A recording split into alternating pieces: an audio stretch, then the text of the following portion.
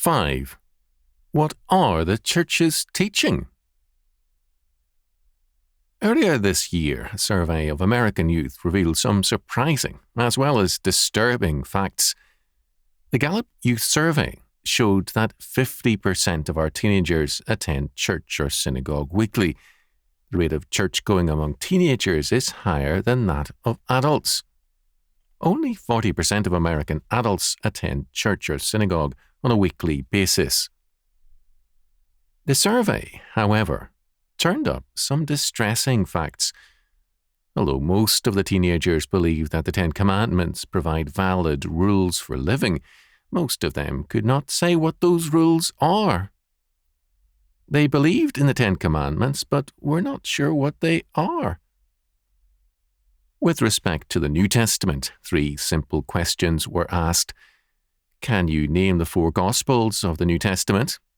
How many disciples did Jesus have? What religious event or happening is celebrated on Easter? Only 30% of all those surveyed answered all 3 questions correctly. Even those teenagers who went to church regularly flunked this easy test.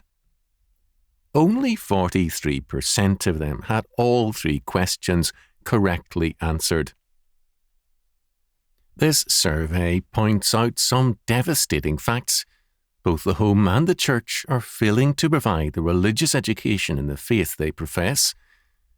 In fact, it would appear that the church is simply, in all too many cases, babysitting the younger children and entertaining the teenagers. We should not be surprised, therefore, if someone whose parents describe him as a good Sunday school boy gets involved in serious delinquency. When the church cannot teach the most elementary facts of the faith to its children, it is a failure. Even more, it is irresponsible to society, faithless to God, and generally a detriment to religion. The question remains thus, what are the churches teaching? If they cannot pass on the elements of religious knowledge, what justification do they have for their existence? After all, Christ declares, Ye are the salts of the earth, but if the salt have lost its savour, wherewith shall it be salted? It is thenceforth good for nothing, but to be cast out and to be trodden under foot of men. Matthew chapter 5, verse 13.